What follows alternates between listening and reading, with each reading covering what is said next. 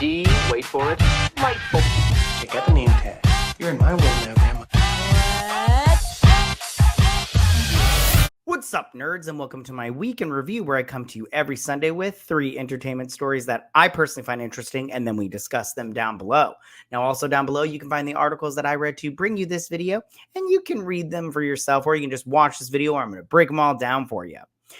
Before I get started, I just want to say that if you like what I do here and you enjoy independent content here on YouTube, please consider subscribing to my channel. YouTube is always changing up their algorithm, and small channels like mine, we just keep getting shoved to the back of the line.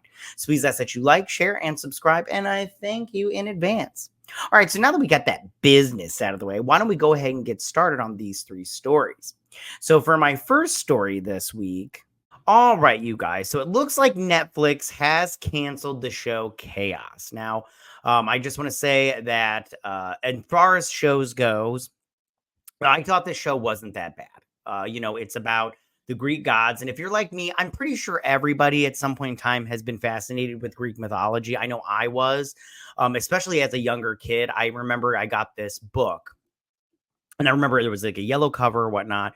And I'm throwing it up on the screen right now. But I remember I was reading it and I just was fascinated by it. I know it's all mumbo jumbo, but I just found it very fascinating. I loved the thought of like, a goddess of love and like, a god of lightning and all that stuff. I just thought it was fascinating. And to this day, I'm still totally fascinated with Greek mythology, and the Greek gods and everything. Like they have that Percy Jackson show over on Disney Plus. I read those books because I love Greek mythology so much. And I liked those books.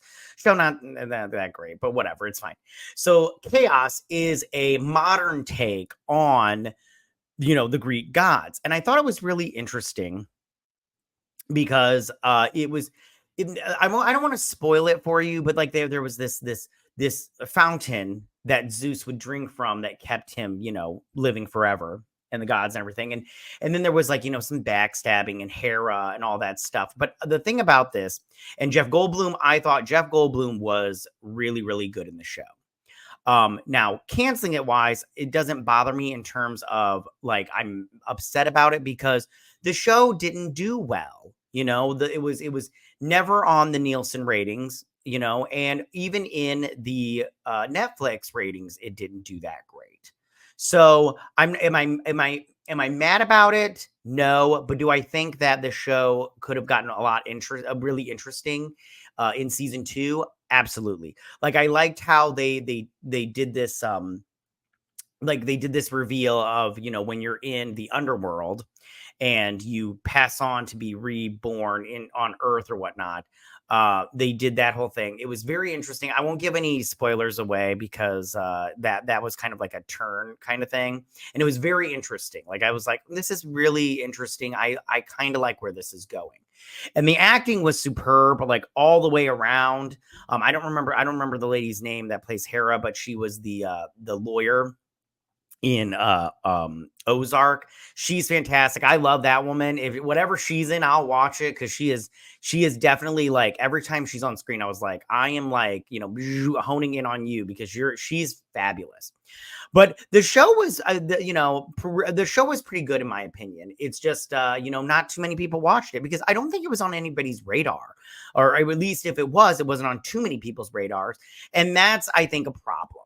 I think that if you're gonna, and that's one of my biggest problems with Netflix is they do not advertise well enough to where people know what's doing and what shows are on. Like they'll advertise shows like, and even then they don't even do that great. Like Emily in Paris or Stranger Things, they rock that shit out because they're like, this was our big hit. We want people to watch it, especially now that's the last season. But like shows like this, I'm all like, maybe if you guys would have marketed it a little bit better, you might have got some people to watch it. But I don't think they marketed it very well. But, I know this is a shorter story, but, chaos was not long for this world. So I hope that it finds peace in Elysium.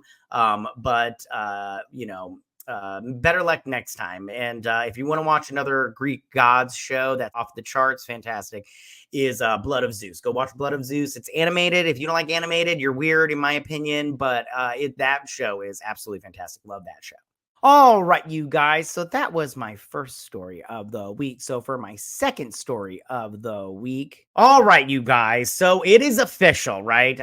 Aaron Pierre has been cast as John Stewart in the Green Lantern show.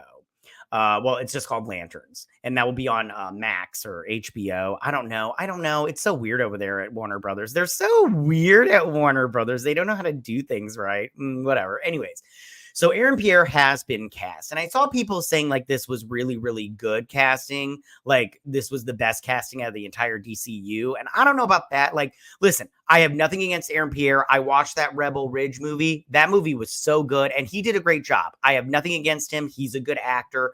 A small piece of me wishes he hadn't bailed on the Blade movie, because the rumor was that he was going to be playing Dr. Voodoo in that movie, and it would have been interesting to see, what he did with that. I don't know what's going on with that Blade movie, but he bailed because maybe he saw the writings on the wall. He's all like, this movie's going to be shit. I'm not interested. I have a career to think about. Now, I do think that this is a good idea for him in terms of his career, because I do think that him playing John Stewart is a fantastic idea. And I do think that they are, when it comes to the James Gunn's DCU, they are setting up the Justice League from the Justice League Unlimited, the animated show from the 90s. Or was that early 2000s? I think it was the 90s. It was the 90s, because that's when the Batman animated series. And I think that's a fantastic idea. I think that, and it was that's a Justice League that I grew up with, and I loved that Justice League show. So I think that that's a good choice. And I did see also some people getting their panties in a knot over the fact that of colorism, that he's not dark enough. He's not black enough. And I go, what the hell's going on? I hate when people do this shit and they're all like, I need a dark skinned brother to play John Stewart. And I go, have we gotten to the point now where we're bitching about the smallest things ever? Like, it's like Aaron Pierre is a good actor, and he's proven himself to be a good actor. And he gets a role that I think, like, if you look at this picture that I've got up here, I think he looks perfect as John Stewart. And you're going to let this one thing get in the way? Like, what? So this is going to go on HBO. HBO proper. And as we know, the cast they picked Kyle Chandler to be their Hal Jordan. And I did a story on that. And it looks like James, what was his name? Stephen James.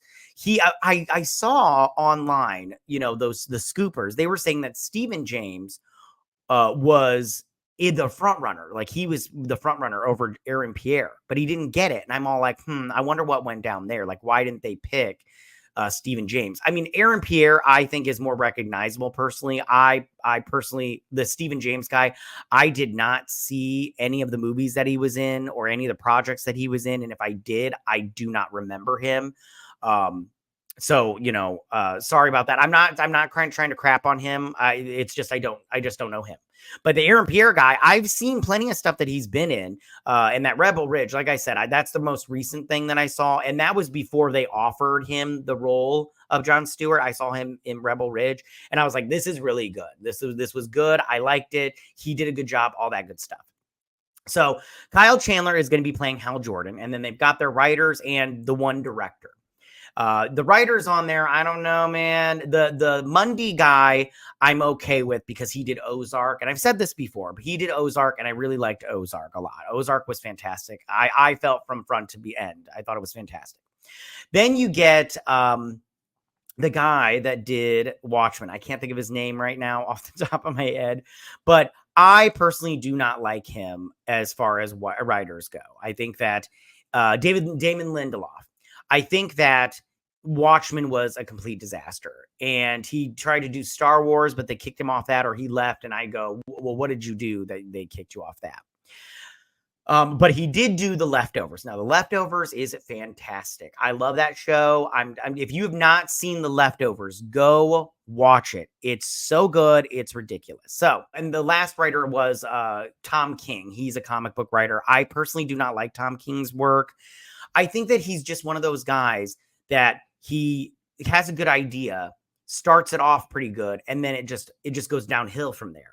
But he did do like his Mr. Miracle comic book. A lot of people want to praise that one. I thought it was good, but it wasn't like, I don't know, man. I don't think that he understands comic books, in my opinion, and how they work. You know, you got to have action stuff in there, not just talky the whole time. And they also did Visions, which I thought was pretty good also. But after that, I'm all like, Tom King hasn't done anything that I'm personally been interested in or liked. Like his Batman runs are just like so bad. And he did the Riddler one day or day one. One day.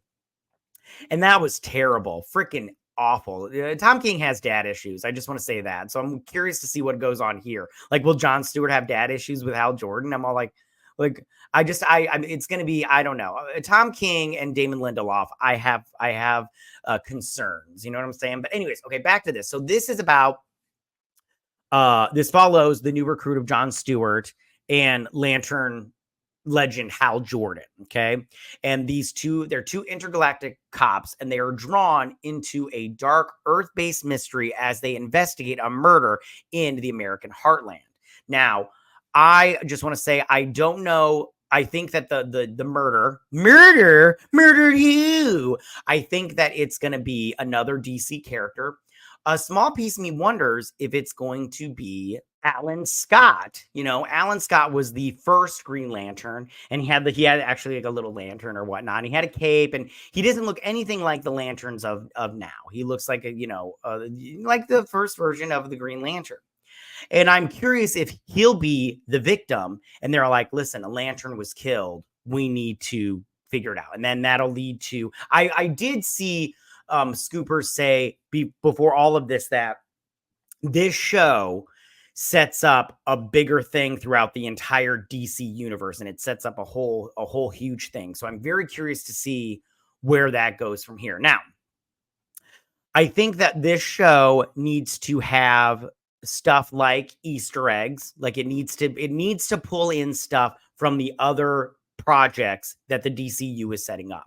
So the Superman movie will come out first. It needs to have either references to that Superman movie, or it needs to have characters from that Superman movie or clips or anything from it. Because I think, for instance, Penguin, I personally think Penguin's a good show. Okay. But I think one thing that Penguin really suffers, in my opinion, is things like Easter eggs to really like, you know, infuse it into that world of the Batman. Like the only thing we have is Penguin. The flooding of Gotham or whatever. And it's not really a DC show. It's more like a Soprano show, but they sprinkle in DC, you know, things. Like they might mention, like saying it's in Gotham, or they might mention a character, like you know, or they'll mention Arkham Asylum, you know, every, you know, other episode or whatnot. And I think you need a lot more than that. Also, I'm curious as to which Green Lanterns we're gonna get. Like, because if you ever read Green Lantern, and I know a lot of people aren't big fans, the best Green Lantern storyline ever, in my opinion, was Darkest Night. It was so good. But I don't think I think they're gonna do a lot of human or human-based Green Lanterns. So I think that you've got the Guardians of Oa, and they're these little blue eternal things, and they're like the ones that lead the Green Lantern Corps. I think we'll see them maybe once, twice, 3 times a lady, and then after that we won't see them again.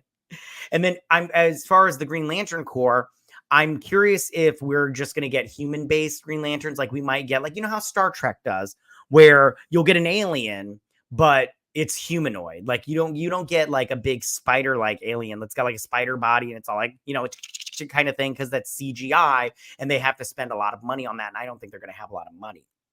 But I'm curious to see that, and I'm also curious to see if they add in all the other the Lantern Corps, because there are other Lantern Corps. I'm not going to go into too many of them, but you have the Sinestro Corps. They're yellow, and they're fear-based, because the Green Lantern Corps, they're about hope. Oh no, willpower.